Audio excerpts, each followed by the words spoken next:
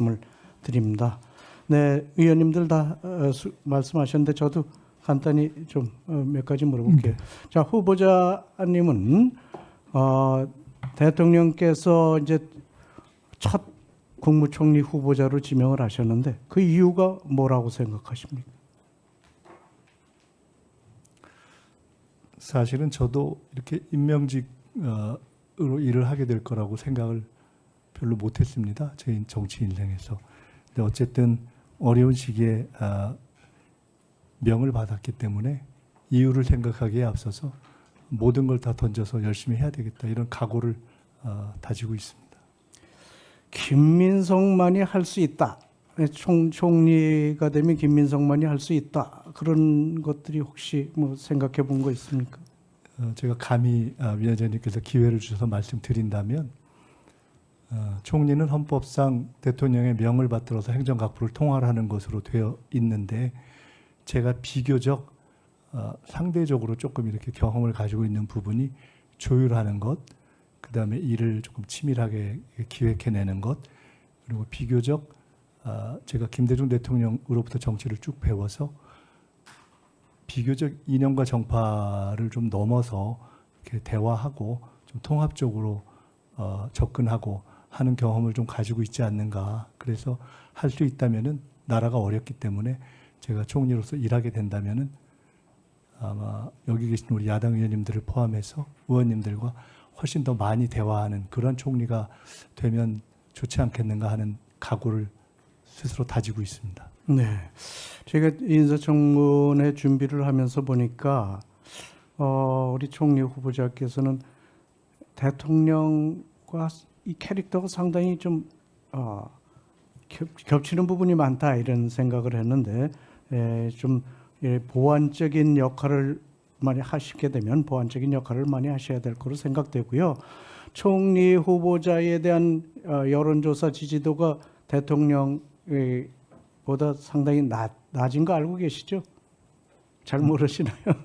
대통령보다 대통령께서 높다 이렇게 표현해 주시면 더 듣기 좋을 것 같습니다. 청문회니까 네. 총리를 중심으로 말씀드리는 거고 그런 점에서 더 노력해야 되지 않을까 만약 되시면 하겠습니다. 그런 말씀을 드립니다. 이번은 요즘에 이스라엘과 이란 전쟁을 보면서 뭐 더 모두들 느끼시겠지만 또 한미 동맹의 중요성이 더욱 부각되는 것 아닌가 생각이 됩니다.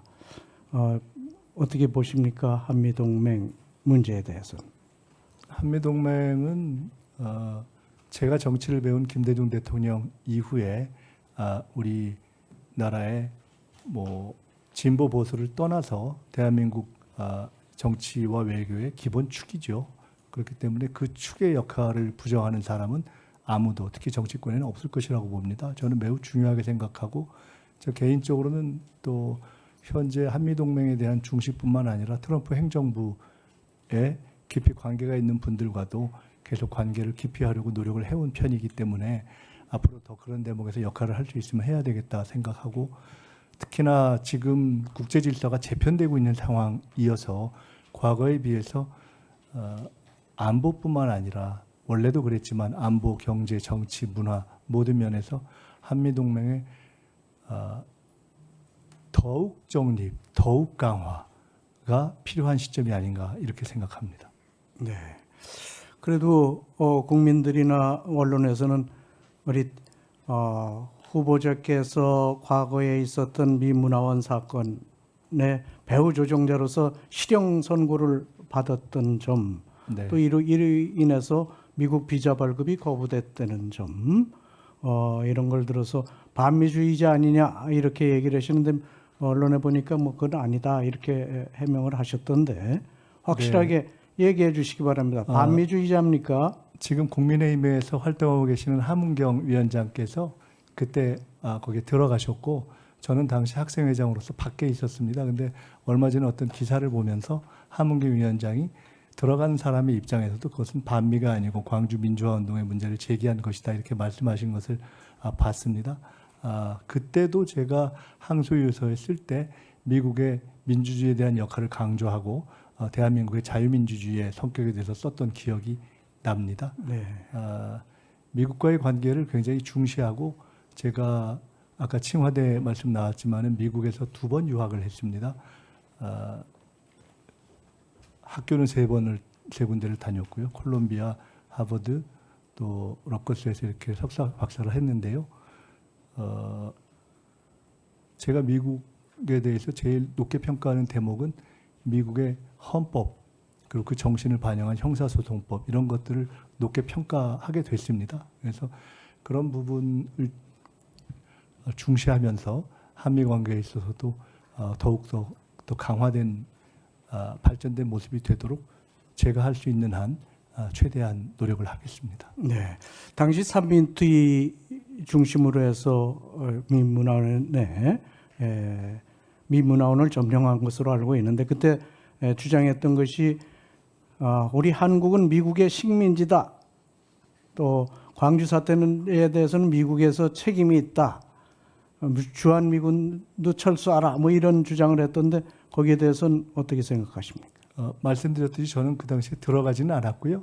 밖에서 지원하는 입장이었는데 그 당시에 들어갔던 학생들도 주한민국 철수 주장을 하지는 않았던 것으로 제가 확실하게 기억하고 있고 그때는 한국군의 군 이동이 미군의 오케이를 받아야 되는 상황이었기 때문에 광주 민주화운동 당시에 군의 이동과 학살이 미국의 인지하에 이루어졌는가라는 데에 대한 문제를 제기한 것으로 알고 있습니다. 그리고 그때 제기된 서울 미문화원 학생들의 점거 시위 사건에서 제기된 매우 평화적으로 끝났습니다. 그 문제로 해서 이번 빛의 혁명 과정에서도 미국이 동맹 국가인 한국의 민주주의 과정에 매우 안정적인 자세를 취하는 것이 중요하다라는 판단을 했고 그래서 윤석열 대통령에 의해서 이루어진 계엄과 군사 쿠데타에 대해서 미국이 일관되게 동의하지 않는 입장을 취한 것으로 알고 있고 저는 그것이 바람직한 한미동맹을 만드는데 역사적으로도 서울 미문화원 학생들의 시위가 일정하게는 기여한 것 아닌가 이렇게 판단하고 있습니다. 이재명 대통령께서 이제 취임하신 지 얼마 안 돼서 G7에 참석하신 것은 전 참 잘했다 이런 생각을 합니다. 다만 거기서 트럼프 대통령과 정상회담이 이루어지지 않아서 아쉽게 생각하고요. 네.